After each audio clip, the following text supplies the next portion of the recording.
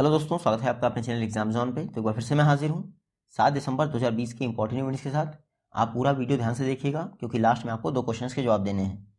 आज का पहला क्वेश्चन है, ट्रांसपेरेंसी इंटरनेशनल की रिपोर्ट के अनुसार एशिया में हाईएस्ट ब्राइबरी रेट किस कंट्री का है? तो एशिया में उच्चतम रिश्वत दर यानी हाईएस्ट ब्राइबरी रेट ये है इंडिया का। इंडिया में 39% लोग अपना काम निकलवाने के लिए गवर्नमेंट ऑफिशियल्स को रिश्वत देते हैं। एशिया में फर्स्ट तो हो गया इंडिया, सेकंड नंबर पे कौन है? कंबोडिया। कंबोडिया में 37% ब्राइबरी रेट है। ये तो हो गई ब्राइबरी रेट की बात। अगर बात करें कि अपना काम निकालने के लिए कितने लोग पर्सनल कनेक्शन बताते हैं, तो 46% लोग।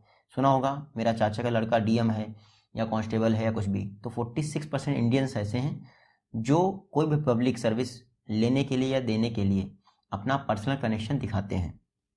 तो ट्रांसपेरेंसी इंटरनेशनल रिसेंटली इसने ग्लोबल करप्शन बैरोमीटर रिपोर्ट जारी की। क्या? ग्लोबल करप्शन बैरोमीटर रिपोर्ट जारी की, जिसके तहत एशिया में हाईएस्ट ब्राइबरी रेट इंडिया का है। ट्रांसपेरेंसी इंटरनेशनल स्थापना कब हुई थी इसकी? 1993 में। हेडक्वार्टर कहाँ है इसका? बर्लिन, जर्मनी में इसका हेडक्वार्टर है। नेक्स्ट क्वेश्चन देखते हैं, इंडिया ने किस कंट्री के साथ मिलकर 7th ज्वाइंट कमीशन मीटिंग को वर्चुअली ऑर्गेनाइज किया है? तो रिसेंटली इंडिया और सूरीनाम के बीच 7th ज्वाइंट कमीशन मीटिंग हुई है। अच्छा, इस मीटिंग को इंडिया की तरफ से किसने चेयर किया? तो इस मीटिंग को इंडिया की तरफ से चेयर किया है हमारे minister of state for external affairs ministry V Muraleedharan ने। किसने चेयर किया है? वी मुरलीधरन ने चेयर किया है इंडिया की तरफ से, और सूरीनाम की तरफ से वहाँ के एम्बेसडर थे। तो रिसेंटली इंडिया और सूरीनाम के बीच वर्चुअल तरीके से 7th ज्वाइंट कमीशन की मीटिंग हुई। अच्छा, इंडिया और सूरीनाम के बीच नेक्स्ट ज्वाइंट कमीशन मीटिंग कब होगी? 2022 में होगी। सूरीनाम की कैपिटल परमारिबो, कहाँ पे?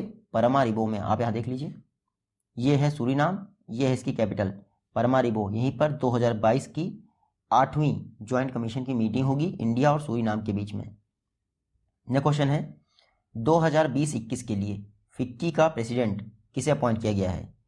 तो आने वाले वर्ष के लिए फिक्की का अध्यक्ष चुना गया है उदय शंकर को। किसको? उदय शंकर को। आप यहाँ देख सकते हैं, ये हैं उदय शंकर। अभी तक फिक्की में सीनियर वाइस प्रेसिडेंट थे, अब ये प्रेसिडेंट बन गए हैं अगले 1 वर्ष के लिए। अच्छा, उदय शंकर ने किसको रिप्लेस किया है? तो उदय शंकर ने रिप्लेस किया है संगीता रेड्डी को। आप यहाँ देखिएगा। फिक्की की बात करें, federation of Indian chambers of commerce and industry, 1927 में फिक्की की स्थापना हुई थी महात्मा गांधी की सलाह पर। किसने स्थापना की थी फिक्की की? GD बिरला और पुरुषोत्तम दास ठाकुर।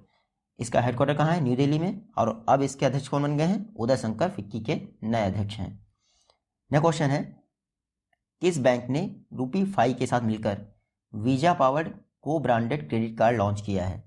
तो रिसेंटली एक्सिस बैंक ने RuPay के साथ मिलकर एक वीजा पावर्ड को ब्रांडेड क्रेडिट कार्ड लॉन्च किया है MSME सेक्टर के लिए।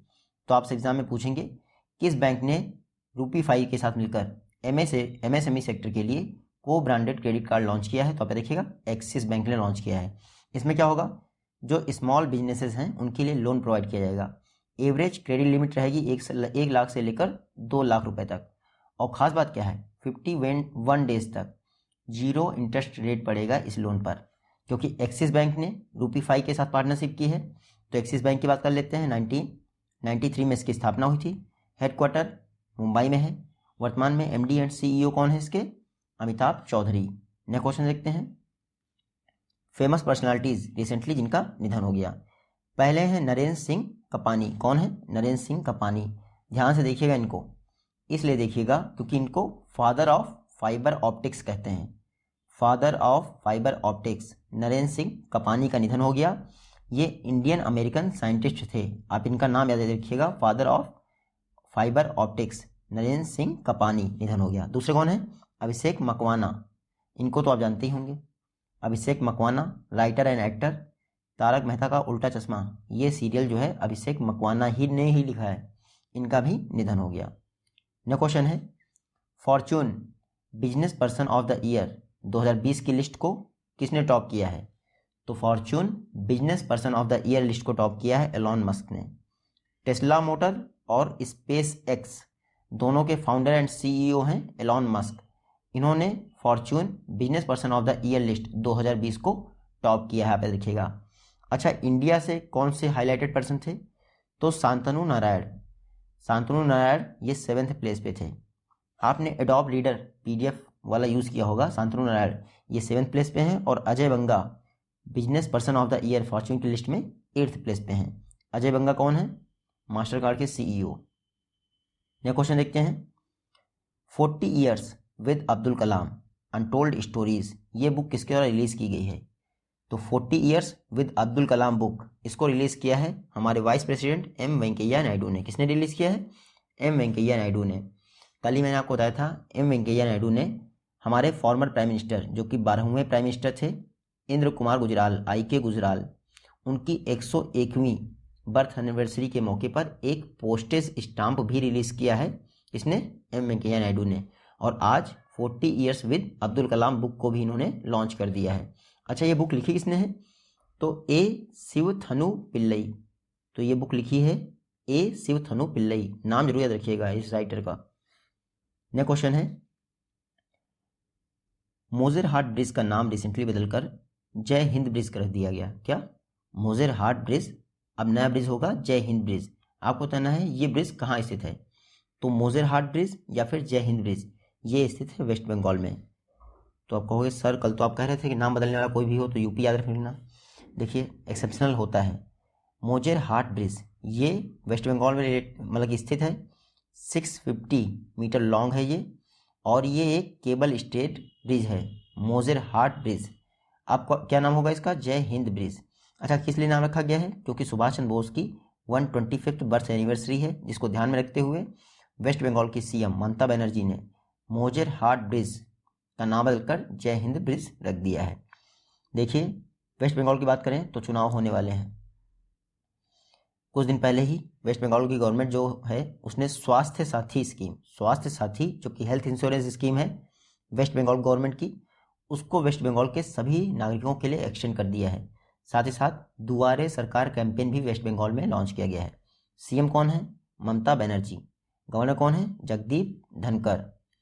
नेक्स्ट क्वेश्चन है, 1.6 बिलियन डोजेस के साथ कोविड-19 वैक्सीन को परचेज करने वाला वर्ल्ड का सबसे बड़ा लार्जेस्ट बायर कौन सी कंट्री हो गई है? तो वर्ल्ड की लार्जेस्ट बायर ऑफ कोविड-19 वैक्सीन बन गई है इंडिया। कौन बन गया है? इंडिया। रिसेंटली इंडिया जो है 1.6 बिलियन डॉलर की डोजेस का ऑर्डर दे चुका है। कहीं से 1 बिलियन का दिया है, कहीं से 0.2 बिलियन कर दिया है। ऐसे जो ये 1.6 बिलियन डोजेज आएंगी इससे 800 मिलियन लोगों को ट्रीट किया जाएगा मतलब टीकाकरण किया जाएगा उनका। और ये 800 मिलियन यानी लगभग 80 करोड़ लोगों का टीकाकरण करने से क्या होगा? इंडिया में हर्ड इम्यूनिटी डेवलप हो जाएगी। और हर्ड इम्यूनिटी डेवलप होने से क्या होता है? बीमारियां जो है मतलब कि सबके अंदर रोग प्रतिरोधक क्षमता बढ़ जाती है तो बीमारियां नहीं फैलती हैं। तो आप देखिएगा 1.6 बिलियन डोजेस के साथ इंडिया कोविड-19 वैक्सीन का लार्जेस्ट बायर बन गया है। नेक्स्ट क्वेश्चन है, in a first to promote private sector, पहली बार प्राइवेट सेक्टर को प्रमोट करने के लिए इसरो द्वारा किस कंपनी को परमिशन दी गई है कि वो small satellite lower earth orbit के लिए डेवलप करे? तो लो अर्थ ऑर्बिट, इसके लिए स्मॉल सैटेलाइट कौन डेवलप करेगा? अग्निकुल कॉस्मॉस। आप यहाँ देख सकते हैं अग्निकुल कॉस्मॉस, इसको इसरो ने परमिशन दे दी है कि वो लो अर्थ ऑर्बिट के लिए एक स्मॉल सैटेलाइट डेवलप करे जिसका वेट हो 100 kg मैक्सिमम। अभी तक जो सैटेलाइट डेवलपमेंट का काम था इसरो के पास ही रहता था, लेकिन अब अग्निकुल को इसका काम दे दिया गया है। और अग्निकुल पहली प्राइवेट फर्म है जो बिना इसरो के सहयोग के एक सैटेलाइट को डेवलप करेगी। अग्निकुल की बात करें तो जो इकोनॉमिक टाइम्स स्टार्टअप कंपटीशन 2020 हुआ था उसको अग्निकुल ने ही जीता था। इसके फाउंडर एंड CEO कौन है अग्निकुल के? श्रीनाथ रविचंद्रन। अग्निकुल का हेडक्वार्टर कहाँ है? चेन्नई, तमिलनाडु। नेक्स्ट क्वेश्चन है, second cancer genome atlas conference, second cancer genome atlas conference किस सिटी में ऑर्गेनाइज की गई है? तो second cancer genome atlas conference को ऑर्गेनाइज किया गया है न्यू दिल्ली में। यहाँ देखिए ये है हमारे हेल्थ मिनिस्टर, कौन है? डॉक्टर हर्षवर्धन। इन्होंने second cancer genome atlas conference का इनॉग्रेशन किया है। कहाँ पे? न्यू दिल्ली में। हालांकि इन्होंने वर्चुअल तरीके से किया है लेकिन ऑर्गेनाइज हुई है नई दिल्ली में। ये जो कैंसर जीनोम एटलस कॉन्फ्रेंस है, इसका पर्पस क्या है? पर्पस ये है जितने भी कैंसर के केसेस होते हैं इनका एक मैपिंग की जाए ताकि कैंसर के ट्रीटमेंट में आसानी हो सके। तो आप देखिएगा, second cancer genome atlas conference new Delhi में इनॉग्रेट की गई है हमारे minister of health doctor Harshvardhan द्वारा। नेक्स्ट क्वेश्चन है, किस कंट्री ने अनाउंस किया है कि वो अंबेडकर हाउस को एक म्यूजियम में बदल देगा? तो रिसेंटली यूके, यूनाइटेड किंगडम, इसने अनाउंस किया है कि जो अंबेडकर हाउस है यूके में उसको एक म्यूजियम में बदल देगा। क्यों? देखिए, जब Ambedkar ji London school of economics है वहाँ से पढ़ाई कर रहे थे, तो उस दौरान ये इसी अंबेडकर हाउस में रह रहे थे, इसीलिए अब इसको कोई खरीद नहीं रहा था, तो उन्होंने डिसाइड किया कि उन्होंने म्यूजियम बदल दिया है और उससे इकोनॉमी पर भी, मतलब इकोनॉमी के लिए भी बेहतर होगा। तो आप देखिएगा 6 दिसंबर उनको, मतलब कि 6 दिसंबर को हमारे डॉक्टर अंबेडकर की डेथ एनिवर्सरी यानी पूरी तिथि थी। उसी दिन बोरिस जॉनसन जो कि यूके के प्राइम मिनिस्टर हैं उन्होंने अनाउंस किया कि अंबेडकर हाउस को म्यूजियम में बदल दिया जाएगा। क्योंकि यूके ने अनाउंस किया है तो आप यहाँ मैप में देख लीजिए, UK United kingdom, UK world में पहली कंट्री बन गई है जिसने पी फाइजर वैक्सीन के लिए अप्रूवल कर दिया है। पी फाइजर कोविड-19 की एक वैक्सीन है। अच्छा, सेकंड कंट्री कौन बन गई थी? बहरीन सेकंड कंट्री बन गई थी यूके के बाद। पीएम मैंने बता दिया आपको बोरिस जॉनसन, कैपिटल आपको पता है लंदन, करेंसी क्या है यहाँ की? Pound sterling. नेक्स्ट क्वेश्चन है, कौन सी कंट्री रोहिंग्या मुसलमानों को भाषण 4 आइलैंड पर शिफ्ट कर रही है? तो भाषण 4 आइलैंड ये किस कंट्री का है? बांग्लादेश का है। बांग्लादेश गवर्नमेंट धीरे धीरे करके सभी रोहिंग्या मुसलमानों को जो कि शरणार्थी बन के आए हैं, माइग्रेंट्स बन के आए हैं, उनको भाषण 4 आइलैंड पर शिफ्ट कर रही है। रोहिंग्या मुसलमान ये कहाँ से आए हैं? म्यांमार से, यानी ओरिजिनली ये म्यांमार से बिलोंग करते हैं। म्यांमार में जो बौद्ध समुदाय है और मुस्लिम समुदाय हैं उनके बीच में संघर्ष चल रहा है और बौद्ध वहाँ पे बहुसंख्यक हैं, तो मुस्लिम वहाँ से छोड़ रहे हैं। अब रोहिंग्या जो बांग्लादेश आ रहे हैं, म्यांमार और बांग्लादेश का बॉर्डर टच ही करता है, आपको पता ही होगा, तो यहाँ आ रहे हैं। रोहिंग्या जो है म्यांमार के राखाइन करके एक प्रोविंस है, वहाँ से बांग्लादेश आ रहे हैं। बांग्लादेश में तो क्राइसिस आ रहा है इसकी वजह से, तो क्या कर रहे हैं, जितने भी रोहिंग्या मुसलमान हैं उनको भाषण 4 आइलैंड पे शिफ्ट कर रहे हैं। आप यह देखिएगा, बांग्लादेश आप मैप में देख लीजिए, ये है बांग्लादेश। कुछ समय पहले ही जो कुर्बानी वाले जानवर होते हैं, सेक्रीफाइसिंग एनिमल, उनको सेल करने के लिए बांग्लादेश गवर्नमेंट ने डीजी हार्ट पोर्टल लॉन्च किया था। प्राइम मिनिस्टर कौन है यहाँ की? शेख हसीना। प्रेसिडेंट कौन है? अब्दुल्ला हामिद। नेक्स्ट क्वेश्चन है, इंडिया में first ever private remote sensing satellite को डेवलप करने के लिए किसके द्वारा पिक्सल टेक्नोलॉजीज के साथ पार्टनरशिप की है? तो अभी मैंने देखा इसरो ने अग्निकुल के साथ पार्टनरशिप की है। किस लिए? ताकि लो अर्थ ऑर्बिट के लिए एक स्मॉल सैटेलाइट बनाया जा सके। अब एक रिमोट सेंसिंग, पहली बार रिमोट सेंसिंग सैटेलाइट कोई प्राइवेट फर्म बनाएगी, इसके लिए पिक्सल टेक्नोलॉजीज के साथ समझौता किया गया है। किसने समझौता किया है? न्यू स्पेस इंडिया लिमिटेड, जो कि इसरो की कॉमर्शियल विंग है। इसरो की 2 कॉमर्शियल विंग हैं, एक कौन है? एंट्रिक्स कॉर्पोरेशन, और दूसरी कौन है?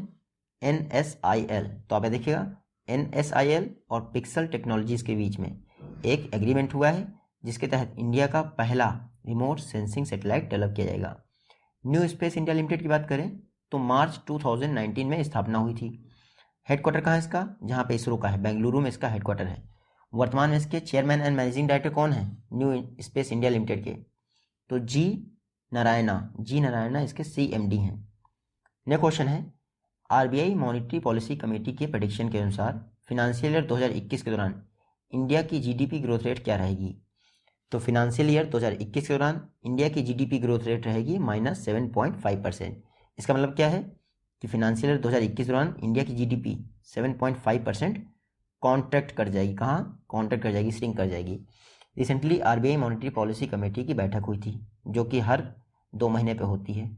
उस दौरान रेपो रेट का अनाउंसमेंट किया गया जो कि बदली नहीं है, पहले 4% थी, अब भी 4% है। रेपो रेट क्या होता है? बैंक या फिर RBI का कोई भी कस्टमर अपनी शॉर्ट टर्म ज़रूरतों को पूरा करने के लिए जो RBI से लोन लेता है, ये सिर्फ 14 दिन के लिए होता है लोन, 14 दिनों के लिए लोन होता है, उसी रेट को कहते हैं रेपो रेट। और रिवर्स रेपो रेट क्या होता है? RBI वापस लेता है जब इनसे, तो रेपो रेट से रिवर्स रेपो रेट में इस समय 0.75 का अंतर है, 0.65 का अंतर है। रिवर्स रेपो रेट है 3.35%। कुछ भी बदला नहीं है मॉनिटरी पॉलिसी कमेटी की बैठक में। मॉनिटरी पॉलिसी कमेटी के बारे में आप याद रखिएगा, 6 मेंबर होते हैं, आरबीआई गवर्नर इसका चेयरपर्सन होता है, जिसके पास वीटो पावर होती हैं। वर्ष में मिनिमम 4 बार इनकी बैठक होनी जरूरी होती है और मॉनेटरी पॉलिसी कमेटी को 4 ±2% का इन्फ्लेशन टारगेट दिया गया है। आपको ये याद रखना चाहिए। आरबीआई की बात करें तो एक्ट पास हुआ था आरबीआई का 1934 में। स्थापना हुई थी आरबीआई की 1 अप्रैल 1935 को। हेडक्वार्टर कहाँ है इसका? अभी मुंबई में है, लेकिन 1937 से पहले कोलकाता में था। वर्तमान में आरबीआई के 25th गवर्नर कौन है? शक्तिकांत दास। नेक्स्ट क्वेश्चन है द पेशेंट असैसिन। क्या? The patient assassin.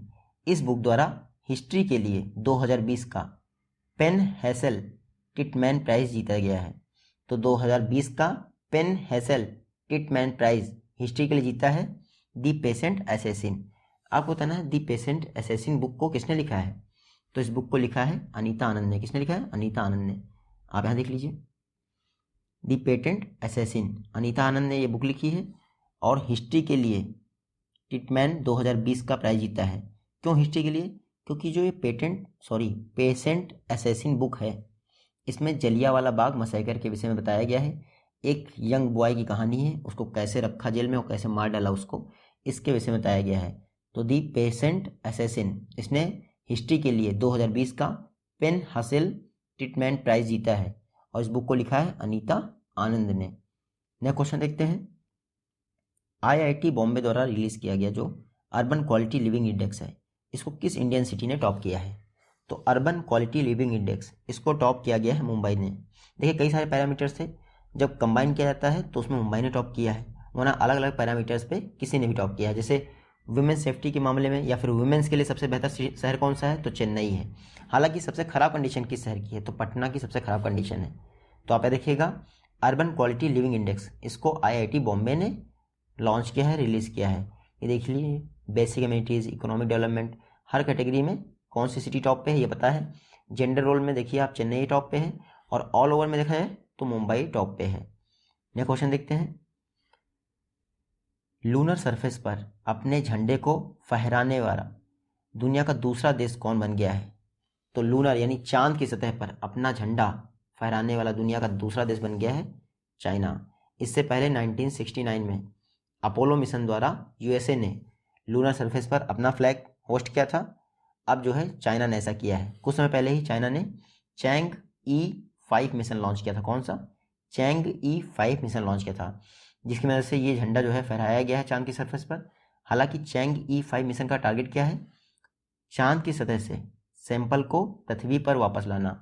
अगर इस मिशन में वो सक्सेसफुल हो जाता है तो चाइना वर्ल्ड का 3rd कंट्री बन जाएगा जो चांद की सतह से सैंपल वापस लाएगा। पहले 2 कंट्री कौन है? यूएस और रसिया। तो चैंग E5 मिशन चाइना ने लॉन्च किया था लॉन्ग मार्च 5A रॉकेट से। आप इतना याद रखिएगा। चीन के विषय में तो आप सभी जानते होंगे, शी जिनपिंग यहाँ के प्रेसिडेंट हैं। कैपिटल बीजिंग है, करेंसी क्या है की? रेनमिनबी। ये आज की वीडियो से क्वेश्चन है। आई होप कि आप इन दोनों का जवाब दे पाएंगे। जल्दी ही मिलते हैं आप सभी नेक्स्ट वीडियो में। तब तक के लिए take care, goodbye and जय हिंद।